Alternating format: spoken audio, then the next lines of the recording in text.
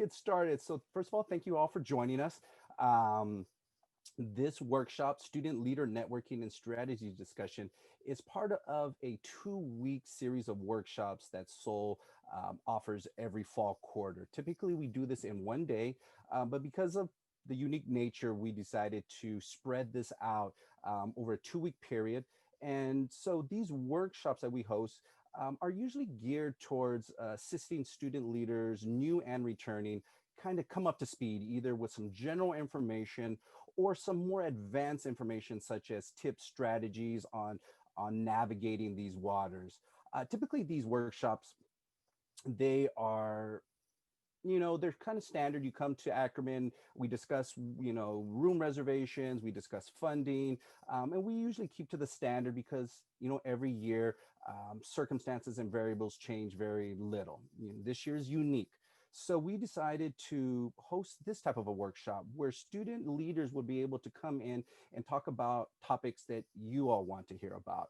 So through the few months that we have been in COVID-19, we have compiled sort of these questions students have asked us. And so we have put together 4 categories where students have asked the most questions about, which are recruitment, member engagement, event planning, and collaborations.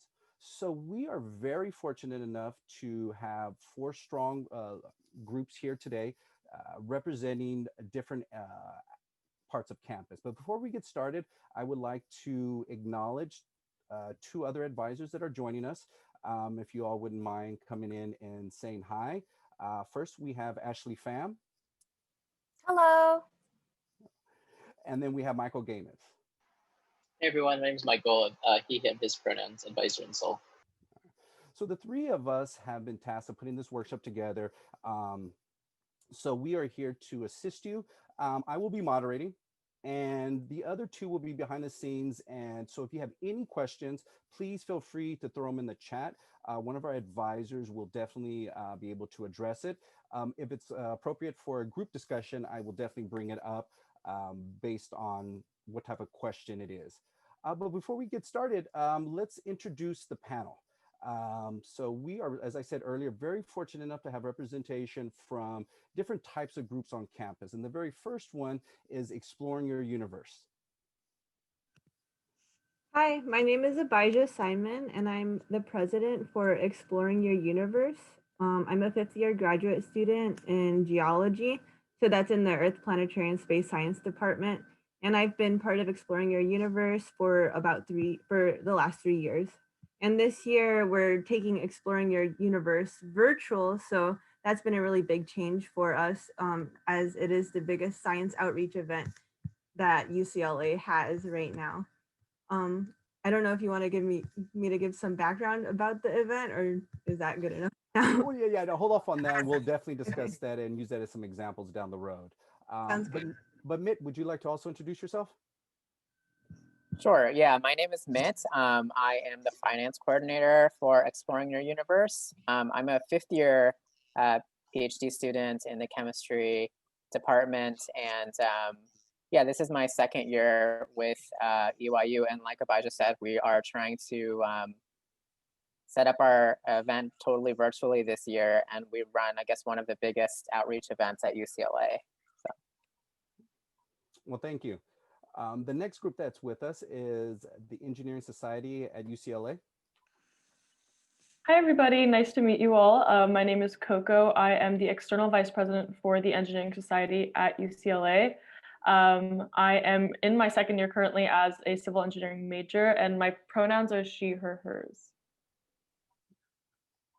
Thank you, Coco.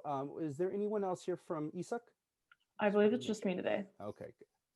Okay, thank you for introducing yourself. Next, we have USAC is here represented. The Facilities Commission Office is also here to join us.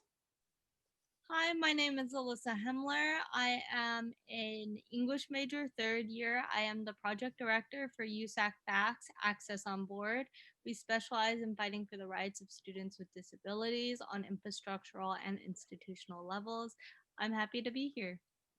Well, thank you. And then last but definitely not least, we have APC, the Asian Pacific Coalition. Hi everyone, my name is Angela. I'm the director of APC and I'm a fourth year double majoring in Asian American Studies and Political Science. It's good to be here. And hi everyone, my name is Amy and I am the Internal Assistant Director of Asian Pacific Coalition.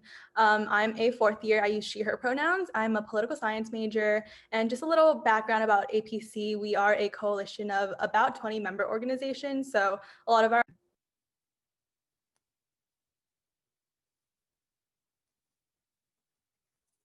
Okay, we're having some recording issues. Don't worry, that's part of the plan in this, break it up that way.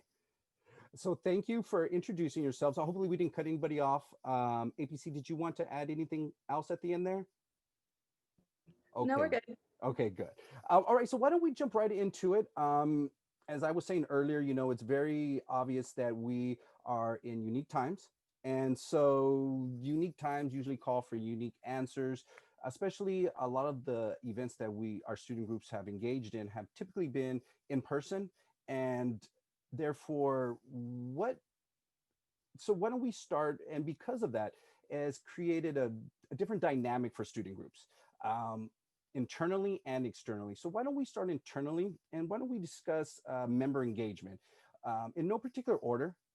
If any group would like to address this question, how has member engagement impacted your organization's membership in terms of retention and participation? I can start. So for APC, something that me, Amy, and our exec board did was kind of reach out and have those one-on-one Zoom calls with all our individual member organizations to make sure that they're okay and that their needs are heard, and so that we can address them on the individual basis before kind of coming together and kind of solidifying both community agreements and goals for the school year.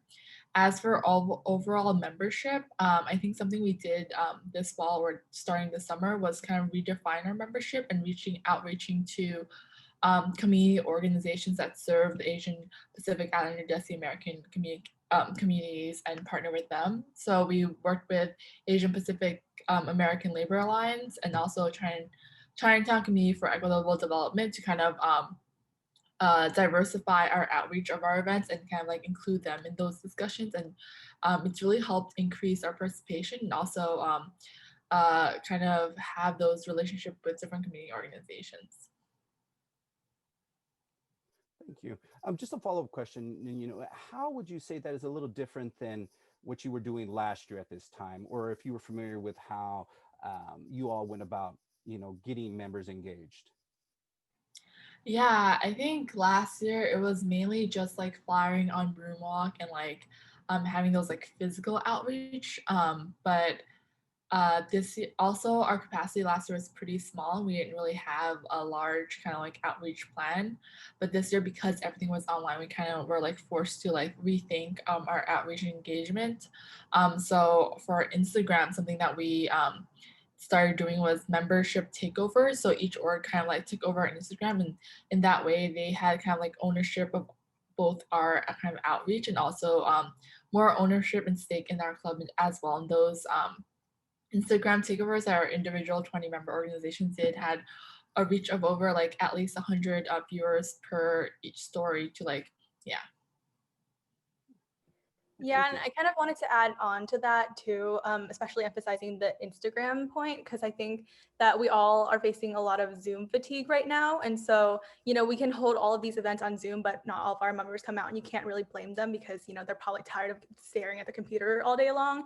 And even though Instagram is still a device, it's still on a screen, it's still a little bit different than, having to sit on a Zoom meeting. So I think the Instagram takeovers have been a really good way for us to engage on a more like personal level too. Like for example, yesterday we did a Q&A on Instagram and we had quite a few people kind of ask us good questions, and they were really engaging with the material. So I would definitely recommend Instagram as a like platform to connect. All right, Instagram. Okay. It's the place to be. All right. Well, thank you for sharing. Would like one of the other groups tackle this question? Sure. Yeah, so if I can hop in. So Exploring Your Universe, we usually have hundreds of volunteers helping out with this event. And how we recruit those volunteers is by having faculty liaisons in all of the STEM departments that we have connections with, and having them solicit people from their departments to join as a volunteer, and we give them a lunch and a t-shirt. And this year we can't give them lunch, we can give them a t-shirt, but pretty much that process has been about the same, where we ask the faculty liaisons to send emails to the departments. So the part that has been different this year is convincing the volunteers that it will be okay, that it's gonna be on a virtual platform, and I guess just showing them that it is possible to still hold a giant science fair online, and that we still could use their help as volunteers, and making sure that they think it's worth their time, and it's still like as legitimate of an outreach event as it was in the past. So I think what we did is we held like a few demos on our platform that we selected, where we showed booth leaders and volunteers how to use the platform. And I think that put a lot of people to ease in terms of knowing that it is possible to use this platform and share the science and all of that. And then I think we got a lot more volunteers from that. Would you say that what would you say your yield numbers are compared to last year? Because EYU is a very large event. We're talking about, in the past 5 to 10,000 people coming to campus. So you've always needed a large volunteer base. How is that compared to last year? And do you like your numbers this year? Yeah, actually, it's pretty comparable, not to last year. Last year, we did this massive advertising boost because it was part of the UCLA Centennial event. And so we had to, really try really hard to recruit a lot of people. So we had over 600 volunteers last year. But the year before that, we had 250 volunteers. Before that, it was around 200. So other than the Centennial year, we've had around 200 to 300 volunteers. This year we have almost 300 volunteers. So I think that's like pretty much on par with what we normally get for this event. So we're really happy about that. Okay, so take a lot of notes on your recruitment. 300 volunteers. Gotcha. Wow, that's impressive. Okay. What did the other two like to jump in? As for recruitment, Instagram has been vital. It has really helped us boost our numbers for membership. Our graphics department is amazing. They put out really cute graphics that get the people clicking. Um, it As for retention, we really like to use Slack. We have utilized Slack a lot. We have this in-app Slack thing called Donut, where it pairs you with like a random person in the Slack, and then you like talk, and it'll give you a little question for an icebreaker. It's super cute, it's super fun. You get to meet people outside of your specific project. It's a good way to bond and create community. We also like to encourage reacting to each message on Slack so that people know that they're being read, but also like we relate to your message, we agree, or we share resources frequently on Slack. As a project director, I like to check in with every single person in my project every few weeks, ask them how they're doing mentally, physically, are they taking care of themselves? And that's really important to me personally, that's first and foremost what's going on. And then I'll ask them about like school or classes, and then how do you like our organization? How do you feel this is going? Is there anything I can do to better accommodate you? That's a really good question to keep on asking. Yes.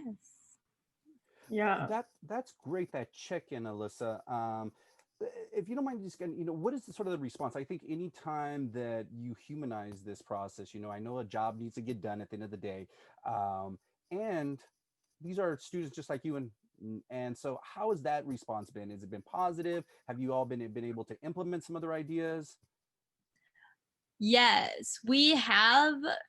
I've received very positive response. They really like to be heard. Students are people at the end of the day. They like to know that you care about them as individuals more so than as like workers or club members. It also gets them engaged in your project or your student organization, to know that they care about you as a human person before anything else.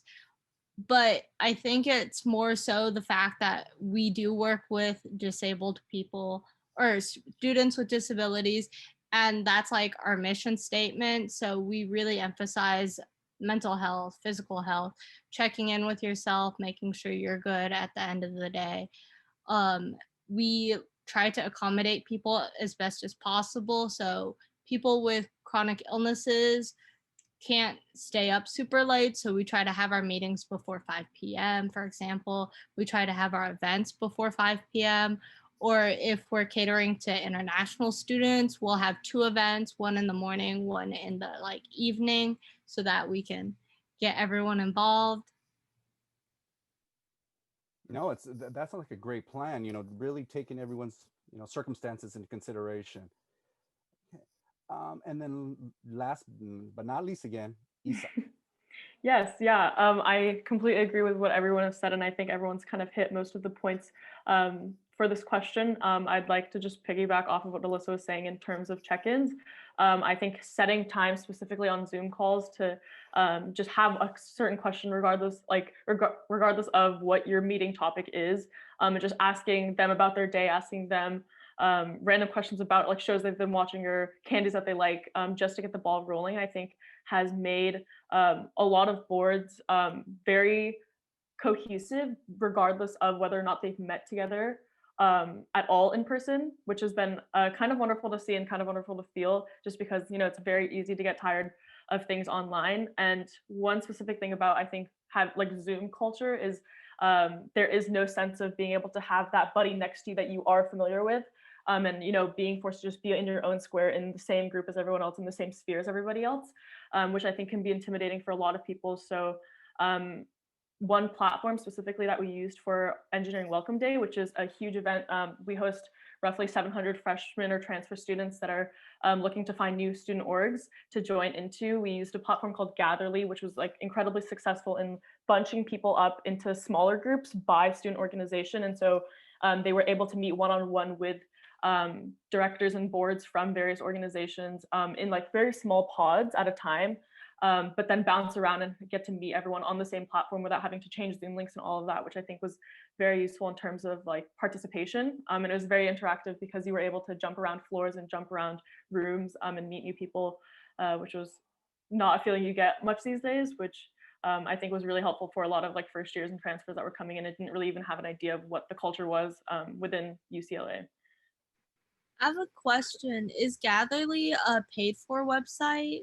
Yes, I believe I wasn't in charge of the communication specifically with Gatherly because this was in collaboration with a few engineering organizations, but I believe we did make a deal with them to use the platform. Yeah, we had some sort of like licensing agreement that went on between Gatherly, but I highly suggest it if you have like big fair type things that you are like hosting. I can jump in with the Gatherly just because I'm familiar with a lot of groups using this platform. It is not free. It is an expensive route, and we can definitely talk about that later, but that's another example of a collaboration that ISA got involved with, most namely other groups as well as the department. So that's definitely, we could, if you could just table that for a little bit, and we could definitely talk about how collaborations bring about some of these great opportunities. No, just really fast, Coco, what it sounds like is that you've been able to kind of recreate. Galilee was almost recreating Ackerman Grand Ballroom, where you have a main room and then breakout rooms, and it's relatively easy, just minus the the finger foods and the snacks. But no, it's a good way of trying to duplicate it. So Gatherly. Okay. Well, thank you all for that first round. The next topic is, we've sort of talked about it. It's intermingled with member engagement, and it's been recruitment. So I know some of you already have mentioned recruitment, but if there's anything else you'd like to add, just specifically with recruitment, getting the word out, because there's no more flyering on Bruin Walk. The Enormous Activities Fair sort of happened, but didn't happen, along with other opportunities that groups have typically had. So if you could just spend a little time, if you like, on just strictly recruitment. I can start because I have to head out for class right after Oh, okay. this. Thank you, But Angela.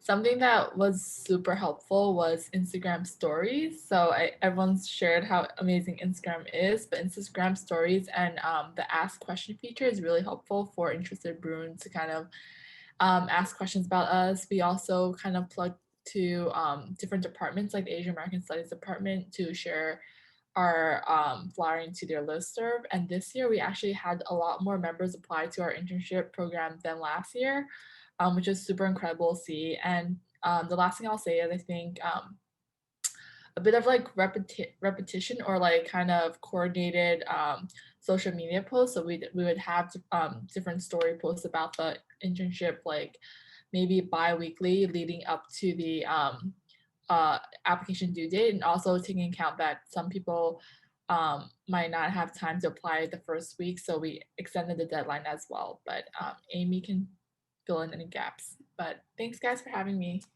Thank you, Angela, for joining us. Bye, Angela.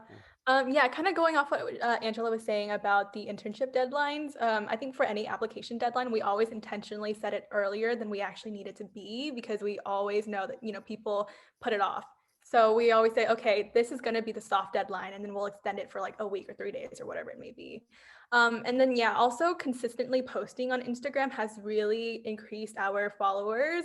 I think we started quarantine with like around 400, and now I checked this morning, we're almost at 1,000. So I think we're like 8 away from 1,000. So like consistent Instagram posts and like tagging people who you think would be, or like partners also is a good kind of strategy, so that, you know, and also our publicity coordinator is amazing. So what she'll do is like, she'll post our posts onto our story, and then she'll tag all of our boards, and then she'll hide it so that we can easily repost it to our stories. And so now people on our stories are seeing it. And so it's just like a great way to, you know, continue connecting with others. And then finally, we also have a publicity group chat with all of our different member orgs. And then that way we can coordinate and kind of, you know, share each other's posts and events, and highlight them as they come out. So those are just some ways that we are trying to keep our online engagement up. Awesome. So IG again gets another check mark. Just a follow-up question, and then this could be added to the others' answers as well. These approaches, do you find that they attract new students, both freshmen and transfers, as well as existing students, or does it favor one or the other? I think that it reaches a good amount of people. So like new students, transfers, and then also, you know, older students who are still trying to find different orgs to get connected with. And then I think another thing too is there is a platform, it's called Room Video. So it's spelled RUME. And it's a little bit of a similar concept to Gatherly, in that you can hop breakout rooms without anyone sitting there and like manually moving you to it, and it's free. I don't know if it can handle 700 people, but it's definitely something that you can use for like an event of like 50. Right. Well, thank you. Let's go with, let me just pick Isak this time. All right, wonderful. Yeah, so in terms of recruitment, I think something that has been like it has kind of become a game for me at this point, but I think has been like word of mouth over Zoom, especially in classes, I think has become particularly useful, because typically what you're doing is going on Bruin Walk, like meeting someone face to face from that org and giving them a flyer, talking to them, and kind of having that human interaction. But you know, you get kind of drowned out on Facebook groups, on Instagram, when there's a lot of people just like constantly posting things about certain events with no sort of interaction of like the person behind that post. So personally, as an individual, that has been one technique that I've been using, and it's been relatively successful in terms of getting people interested in projects that I'm working on for ESAC and for other organizations as well. And yeah, I think that's mainly in recruitment, that's kind of what we've been using. I think, for example, for Engineering Welcome Day, we actually found that we had almost, I believe, a higher participation rate for incoming students, because typically this is hosted for incoming students, and all students are welcome to join, but I think our numbers were even higher. And I think the advantage actually comes in where new students aren't familiar with UCLA really outside of the virtual world. And so they have no context in which, like, they have no other context outside of Zoom for UCLA thus far, which I think comes at a benefit when you introduce a new platform like Gatherly, or you even pitch an event like EWD virtually online, and they don't really they can't even imagine it outside of Zoom for now. So I think that has been incredibly, that's been kind of great to see, that first years and any incoming students aren't kind of not motivated by the fact that everything is online. And I think it also kind of just helps that you don't physically need to go to a location, that you can just hop it on your computer and just kind of see what's going on in this Gatherly platform, and then just hop out if you ever want to. And that comfort that way, I think, has been really helpful for incoming students. So I think that we've actually found that a lot of participation has come from new students specifically. Oh, that's great to hear. Um, let's jump to, how about USAC facilities? I found something really important and helpful is when you're in a lecture of 100 people and the professor asks, oh, what's your major? What are you guys interested in? I listen for keywords that FAC works with. So like sustainability, accessibility, disability, etc. And then I will go into the Zoom chat and I'll be like, hey guys, if you are interested in like sustainability, we actually have a um, fellowship program applications open right now. Like, maybe check it out. I'll drop it in the CCLE discussion forum if you want to see it later. And then I also will listen out for other things that I know resources for, because I know a lot of resources and I know it's hard to find community in this virtual world. So I like to help people find a place where they belong at UCLA. And something that you can easily do is like just drop it in the chat, like, oh, I heard this program is really cool. Like, check it out, maybe. So CCLE forums and Zoom chat rooms. Alyssa, quick question follow-up just to make sure, we don't upset faculty or anyone else. Do you need special permission? Or is this something that's more of just open and you can, like an open forum? So the forums on CCLE, specifically my professors, have allotted a space for you to just build community and like make friends. And then they have like a separate forum for like your classwork and your assignments. So reach out to your professors to see if they can set that up for you if they don't already. Oh, good advice, Alyssa. Thank you. Okay, so then EYU, EYU is a little unique because you all recruit graduate students versus what we've been listening to for the most part is undergraduates. So talk to us a little bit about the graduate recruitment experience.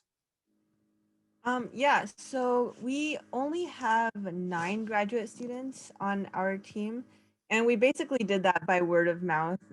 So Mitt and I were the only remaining members from last year, and we sent, emails. I guess from my end, I sent an email to my entire department and to individual people who I knew who are graduate students who might be interested in helping. Mitt, do you have, how did you do that?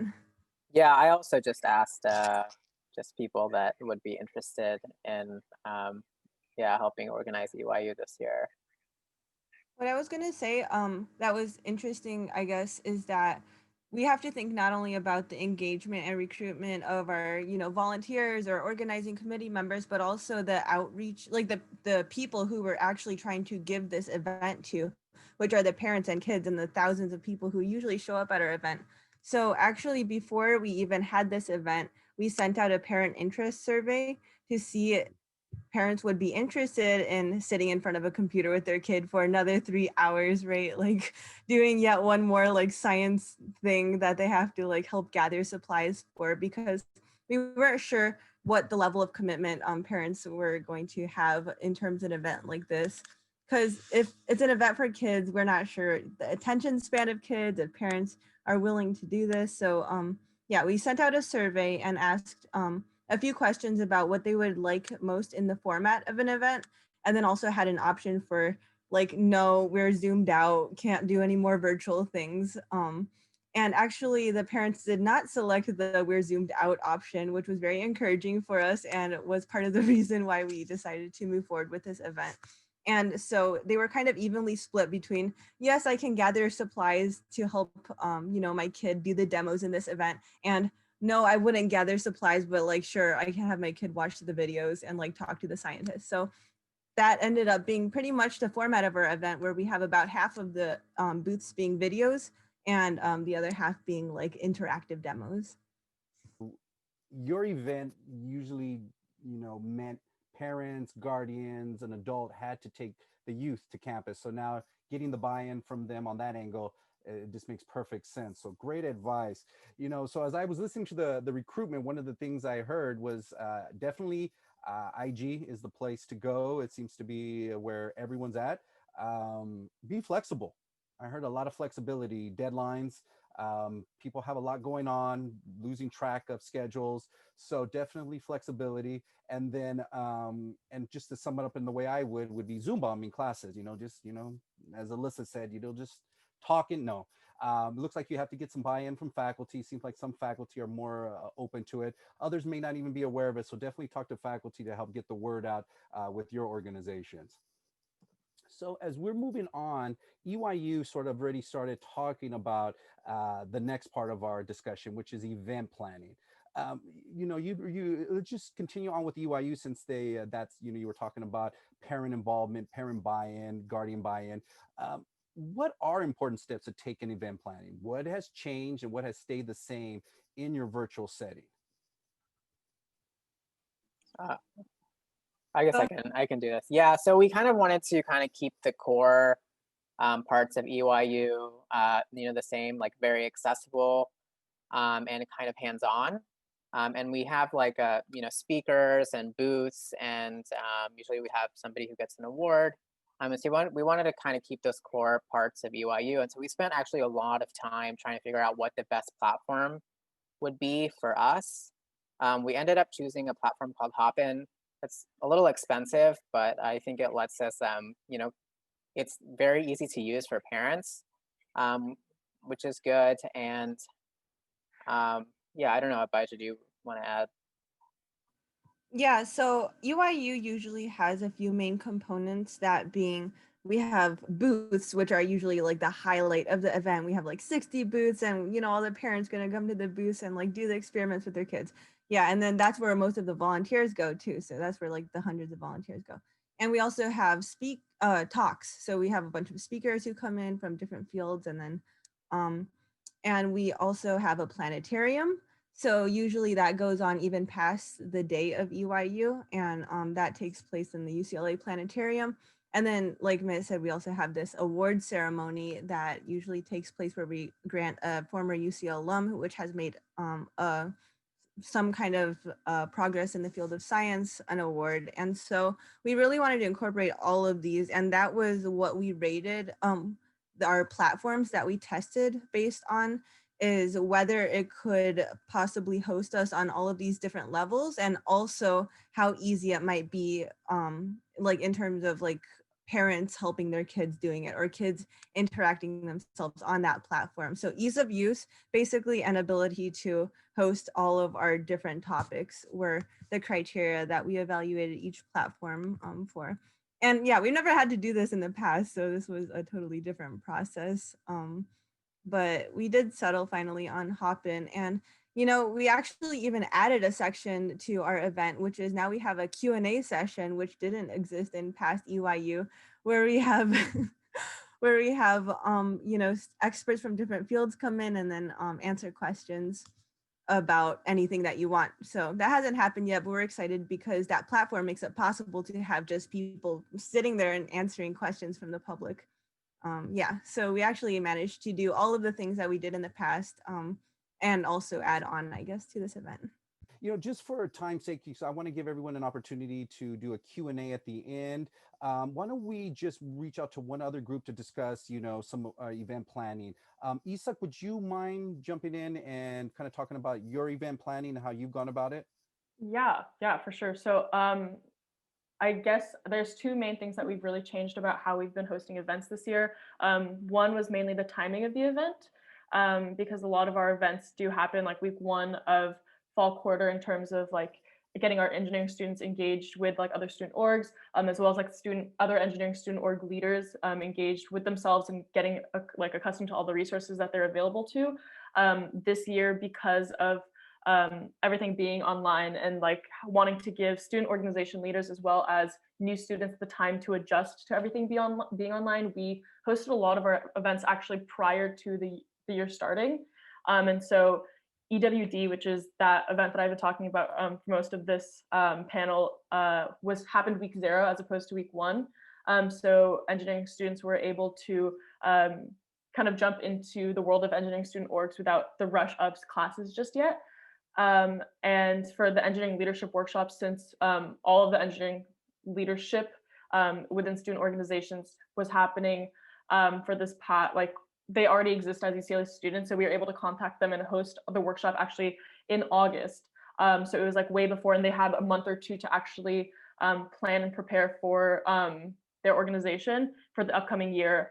And one of the biggest tips we had for any org really was to have dates and times preset as the year was starting, because I think not having that timeline that you can kind of present to students in advance really helps have them populate their timeline ahead of time and yeah, kind of minimize the confusion that comes from like finding a Zoom link, finding the time, finding the date for proper events and stuff. So those are definitely like the kind of the hot tips that we had and how we really changed our recruitment and event planning strategies. Well, thank you, Coco. As I said, for time's sake, and I do apologize to the 2 other groups, we'll start with you with with collaboration. But what I heard from these 2 groups is definitely accessibility and ease of use. What can we do to make this as easy as possible for students to access? Do we want to give them extra work? We're in the thick of things, or can we move deadlines back, extend deadlines, anything to really kind of make it easier for students? It sounds that is the way to go. Well, within reason, as long as you can get the job done, try to make it accessible as possible. So thank you for sharing. So why don't we jump into this last topic, which I think is very important as we move forward, is this idea of collaborations. As we talked about a little bit, particularly with Gatherly, is this idea that, certain engineering and computer science groups have teamed up with other groups as well as departments to either share the burden in resources, people power, etc. So if one of the other 2 groups wouldn't mind talking about how has your organization utilized collaboration for your activities, events, or programs? I personally love a good collab. I'm all about the collab. I try to collaborate with every single USAC branch. There's 15, so that means 14 other branches to collab with. I also collab with other projects within FAC. So I collaborated with Project Lit, which is lighting, infrastructure, and transportation. I like collabing with UCLA, like structural institutions like the CAE or SOL or FYE, first year experience, sorry, for events like True Bryn Welcome Week, or even Adaptive Rec in the UCLA Recreation on our True Bryn Welcome Week event called Adaptive Pilates for Beginners. It was really good. Oh yeah, sorry, CAE is the Center for Accessible Education. Collabing is excellent. I highly recommend just reaching out to people, and the only thing they can say is no or yes. So like you've got nothing to lose. People are willing to collab. Student orgs like FAST are really good to collab with.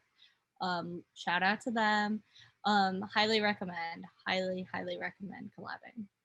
Alyssa, let me ask you, you mentioned about collaborations.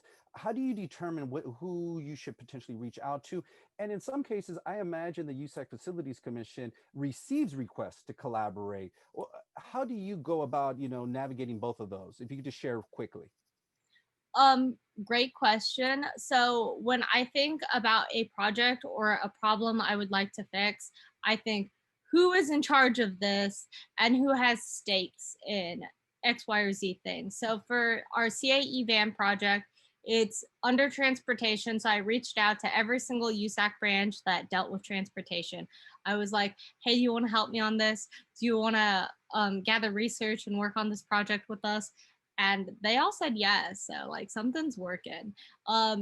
And for collaborations where we get requests, they usually email it to us and we say, are these in line with our goals, missions, mission statements?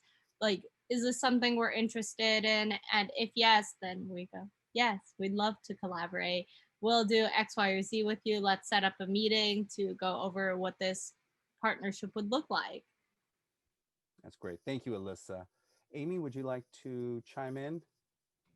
Yeah, I think for APC, we are a coalition, and we're also a part of the Mother Organization Coalition on campus. And so collaboration is inherently, within, the essence of being a coalition. So we're always trying to do different things with different organizations. And kind of like what Angela mentioned before she had to hop off, like at the beginning of the year, we did a one-on-one check-in with each organization to see what their capacity was. And so for some orgs that have a bigger capacity, when we collaborate, we approach it with like, hey, let's work on this together, like let's set up a meeting and like do an EPG together. And then for some orgs that are a little bit smaller who have less capacity, when we approach them, it's a little bit different. It's like, hey, like here's our agenda, it's a really cool event, do you want to like just put your logo on it and we can say like it's co-sponsored, because we know, like, so we do the work kind of for them, because we know that they don't really have that capacity. And so that's something that like has been really helpful in terms of driving out different people to our events, as well as that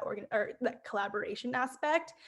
We've also been doing a lot of off-campus collaborations. So we actually have a competition going on right now with USC's Asian Pacific American Student Assembly, and that's for increasing civic engagement within our campuses. So that's like which campus can get the most people to fill out this like civically engaged, pledge form.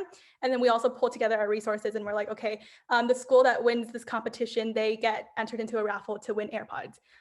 So, like trying to reach out to different off-campus organizations to kind of bring in different people into the space, and people that you maybe, especially because now we are all online, so you're not really meeting as many different people. And we also collaborated with a few like community organizations. So CCED, which is Chinatown Community for Equitable Development. And also we collaborated with Apollo, which is Asian Pacific American Labor Alliance, to do a lot of work around Prop 16. And so, we're just really trying to utilize all of the networks that our board members have in order to strengthen our internal organization. Thank you, Amy. It sounds like B2C is where we need to get away from that part of it. But no, in all seriousness, though, what I heard here is that first of all, you have to understand your own organization, your own values, your own mission, and if someone else reaches out to you or you want to reach out, you want to make sure that those are aligned, and don't be afraid. Reach out. Worst they could do, as Alyssa said, is say no. One door closes, you try to open another. So thank you all for sharing. So this concludes our kind of formal part of our discussion. It went a little longer than planned, because it was such rich advice you were all giving us. So thank you for all these tips and strategies, and just sharing your story, your secrets with us. So right now, I think it would be a good time. We were deciding on having small breakout groups, versus a large discussion. I think we are, the size we have currently would call for more of a general discussion here. So please, those of you please use the chat to reach out to us and ask questions, and hopefully one of our panelists would be kind enough to address it. Let me kind of get the ball started here. We all talked about different areas. What has been the area that's been the most challenging for you? Recruitment, trying to figure out how to create an event again, youth programming, particularly when it comes to waivers, things that go along with that type of thing. Any advice on some of the harder aspects of any of the things we talked about? Something that APC has really been struggling with, and is kind of strengthening our own board, like our leadership board, and making sure that our bonds are tight and that we're all being supportive of each other, because we each have a different role within the organization, right? And so we're all working on our own different projects. And so, and there's 16 of us on the leadership board now. So it's a lot of kind of like facilitation and like, making sure that we're all on the same page about the different events that are happening. And so we have kind of taken a more like centralization approach in terms of like trying to make sure that all of the information is dispersed in a way that everyone knows exactly what's going on what day. So we have a centralized Google Calendar. We're also like we're starting the system now where we put events on a spreadsheet, and then we make sure that people put their names down there if they know that they're going to be attending that event, because we literally have just like so much going on right now. But then also making sure that our board members feel like it's a family and not just a board, right? Because that's an aspect that was really vital to APC in the previous years. And that's something that we are kind of struggling to build this year over Zoom. So we're trying to hold more socials, like putting time where it's not getting together to do work, but getting together to know each other as people. We're also doing like weekly affirmations, so sending out affirmations to people to make sure that they know and feel recognized that the work that they're doing is important. So yeah, we're really just trying to make sure that our board members don't feel burnt out from all of this like Zoom organizing, and that they know that, we appreciate them as people and that we understand that they're students and their time is valuable. And that's some great advice, because the reality is, most of us have to get together via some sort of social platform before we could either meet in Kirkhoff Coffee, my office, or just somewhere else different. So yeah, as I've been telling everybody, we're eating potatoes every day, just kind of learn how to cook them differently, to mix it up a little. So thank you for sharing.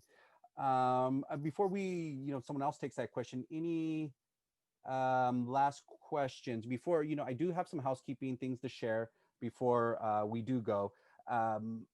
This recording will be made available in the future, so we will edit it. We have a lot of recordings from the last 2 weeks, so please be patient with us, but our hope is to have it out sometime in the near future, in the next few weeks. Evaluation, I believe in the chat right now, something has been posted. This is an evaluation and a chance for you all to win some AirPods. So please let us know how we did, and hopefully, fingers crossed, one of you all will win the AirPod. And then lastly, before we go, I do want to plug our last new signatory workshop. Even though your groups may already exist for X amount of years, some of your signatories or new student leaders may want to learn some more information on the basics of what it means to be a registered campus organization and the different resources out there. I believe we will post the link so you can register for that. As I said, it's at 5 p.m. today. And so I just want to make sure I didn't leave any questions out. Any last minute questions? Oh, what are some like virtual fundraisers or like virtual service events that you guys came up with and worked well? Because now that like on-campus fundraisers and service events are not going to be available. Yeah, I actually think one recruiting strategy, this actually isn't specifically for ESAC, but one recruiting strategy that has worked really well for a different organization has been the Instagram story. I don't know if there's an official name for it, but there's like those little squares that have different amounts of money, and each time someone Venmo requests you a certain amount of money, you put their name on it and kind of knock that box out. And then eventually you have like a kind of a bingo board just covered in different people's handles. And all of those people are just like Venmoing you like $1 to like $10 to like 25 if you want to go up into like the kind of higher end, and just recruiting your friends, like your local community, to fundraise with you, and kind of getting everyone on your, like all of your members and all of your board members to do that, I think has been super successful. I think we were able to raise about $5,000 that way, just purely within like a few weeks, which was like very amazing. And so I would suggest that. I'm not sure, this really does greatly depend on like the size of your membership, but yeah, that's one strategy that I think has worked very well. I think you got everyone's attention with the 5,000. So that's impressive. Yeah, we had about like 50 people, I think, doing it though. So it was a community effort, really. Okay. That's some great advice. Anyone else want to jump in with fundraising? Any fundraising questions, you can always reach out to your SOL advisor. SOL advisors are equipped to address a lot of these questions. If on-campus funding isn't adequate enough, including crowdsource funding, working with departments, sponsorships, and even some of these cool fundraisers that I just heard right now. But yes, please reach out to your sole advisor if you have any other specific funding questions. So this looks like it concludes our workshop. Thank you once again for you all joining us, and big thank you to our panelists for taking the time. As you all said, you all are extremely busy. You all, I'm assuming, are zoomed out as well, and you all joined us anyway. So I really do thank you all for that. Yes, so once again, if you have any questions or follow up, please reach out to Sol and we'll be able to address it. But I hope you all have a great night tonight. Thank you.